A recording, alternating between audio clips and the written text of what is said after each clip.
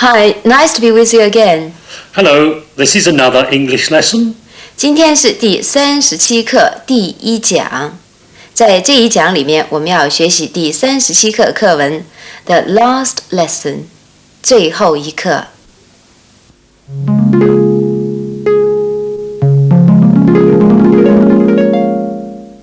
好，我们请 Terry 把这篇课文给我们念一下。The Last Lesson by Alphonse Daudet. I was very late that morning on my way to school and was afraid of being scolded. The master had told us he would question us on verbs, and I did not know a thing about them, for I had not done my lesson. For a moment I thought of playing truant. The air was so warm and bright, and I could hear the blackbirds whistling in the edge of the wood, the Prussians drilling in the meadows behind the sawmill. I liked this much better than learning the rules of verbs, but I did not dare to stop, so I ran quickly towards school. Passing the mayor's office, I saw people standing before the little bulletin board. For 2 years it was there that we had received all the news of battles, of victories and defeats. What is it now? I thought without stopping. Then, as I ran along, the blacksmith who was there reading the notice cried out to me, "Not so fast, little one. You will reach your school soon enough." I thought he was making fun of me and ran faster than ever, reaching the schoolyard quite out of breath. Usually, at the beginning of a school, the noise of desks being opened and closed, the lessons repeated at the top of children's voices, could be heard out in the street. Occasionally, the master beat the table with a heavy ruler as he cried, "Silence, please! Silence!" I had hoped to be able to take my seat in all this noise without being seen, but that morning the room was quiet and orderly.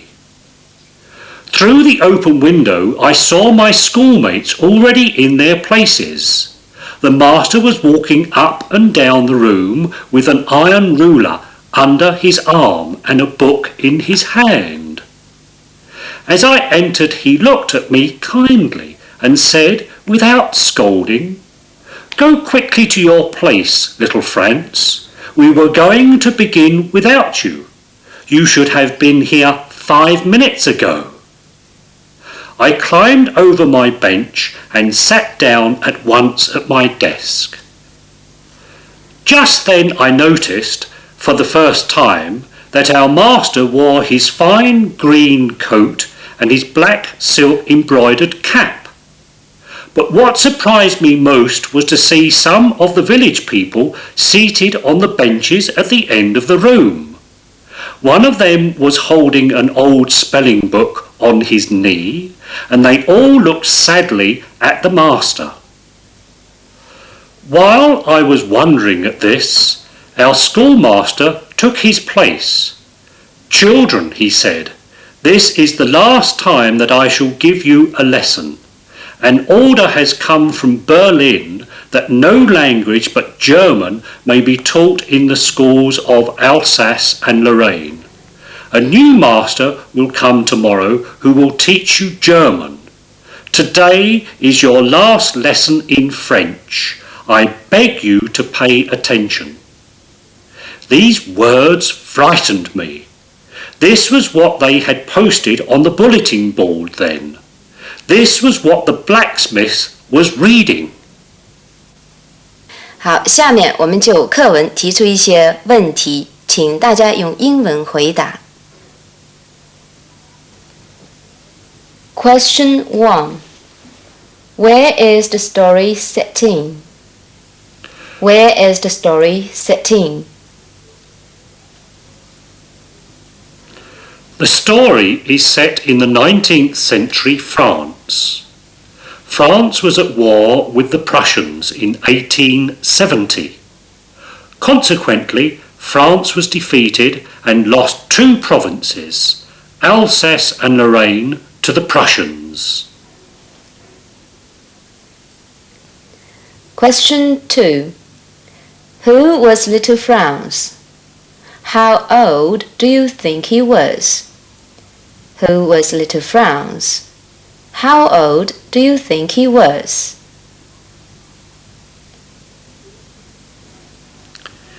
He was a pupil in a school in Alsace. I think he was about 6, but no more than 10. Question 3. Do you think he understood much about the war? Do you think he understood much about the war? No, he didn't. He had no idea that his homeland had been lost to the Prussians. He didn't even hate the Prussians. Question 4. Why had the schoolmaster put on his fine green coat and black silk embroidered cap? Why had the schoolmaster put on his fine green coat and a black silk embroidered cap? Because he wanted this last lesson to be well remembered. It was a solemn occasion, and he must put on his best clothes. Question 5. Why do you think some village people came to the schoolroom? Why do you think some village people came to the schoolroom? They had come willingly because they knew it was going to be their last lesson in French. Question 6. Why was Franz frightened at his master's words that it would be the last time he taught them French? Why was Franz frightened at his master's words that it would be the last time he taught them French? Franz was frightened by these words because he realized that he would never be able to study his mother language. Were you successful in answering those questions? Now we're going to look at some sentences that we think are useful. 好，以上的这些问题大家都回答出来了吗？如果没有全部回答出来，回答出99%也可以给自己一个小小的祝贺了。好，下面又该到我们回过头来看一下课文中的一些疑难词句。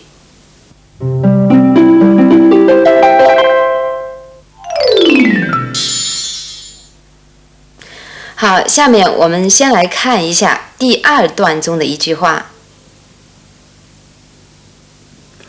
I could hear the blackbirds whistling at the edge of the woods, and the Prussians drilling in the meadow behind the sawmill.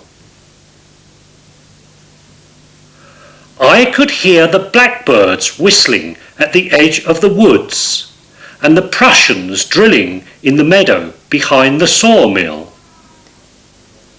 这句话的中文意思是：我能听到林边画眉的欢唱声和普鲁士军人在锯木厂后面的草坪上操练的声音。在这里我们要注意 hear 这个动词的用法。hear 是一个感知动词，它后面既能跟 ing 形式，也能跟动词原形，但是两者稍有区别。请比较下面2个句子。I heard him cough. I heard him cough. 我听到他咳嗽。这句话也可以翻成我听到他咳了一声。I heard him coughing. I heard him coughing. 我能听到他正在咳嗽。这句话可以理解成我能听到他反复咳嗽的声音。从上面两个例句可以看出 hear 跟动词原形的时候表示很短暂的动作，往往是一次性的，而跟 ing 形式则表示正在进行的动作，往往是反复持续的。课文当中的这一句话 Hear the blackbirds whistling, the Prussians drilling in the meadow behind the sawmill 就是一个典型的例子。最后我们也要知道，像 hear 这一类感知动词后面可以用被动的 ing 形式，但是不可以用被动的不定式。比如 I heard my name being called. I heard my name being called. 我听到有人叫我的名字。这句话当中的现在分词 being 可以省略。I heard my name called. I heard my name called. 像 hear 这类感知动词后面加上 ing 形式和动词原形之间的细微差别，我们一定要重视。好，下面我们再来看一下第4段中的一句话。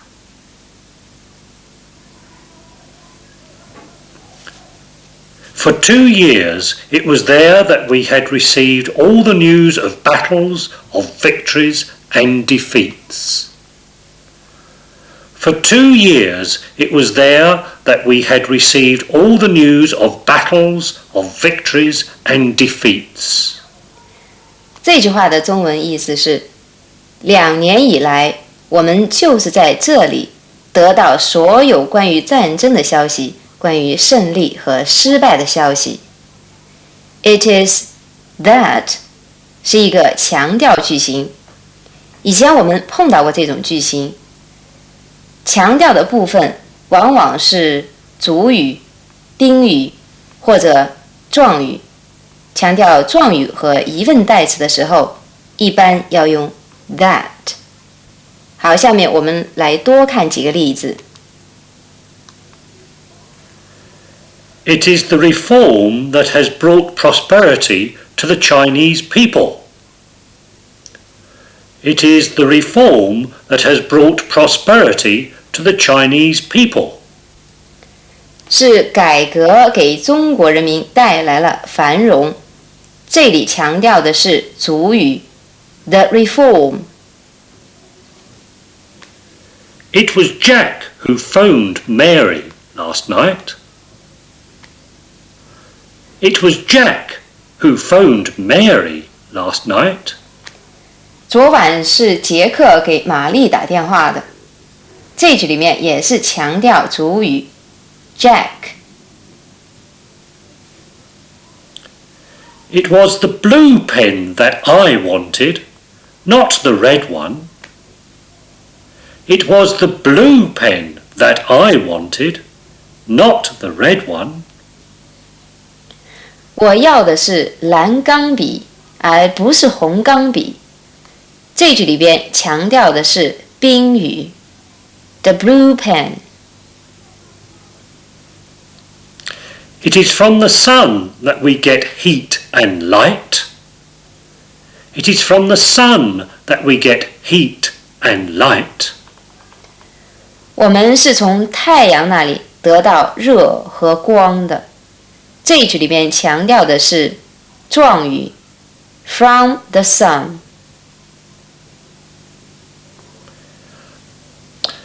It was when I was a mere boy that I first met him.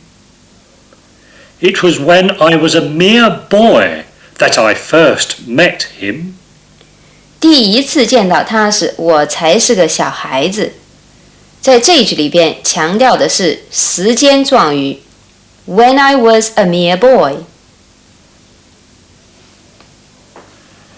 It was because she worked hard that she passed the exam. It was because she worked hard that she passed the exam. 正因为她刻苦学习，最后才通过了考试。这句话里边强调的是原因状语 because she worked hard. 以上的这些强调句在一些语法书中也叫做分裂句，因为 it 结构把一个简单句劈开，使它分裂成两个小句。在这里我们又一次领教了 it 这个小词的巨大作用。由于它的调兵遣将，使英语的句子变得灵活多变。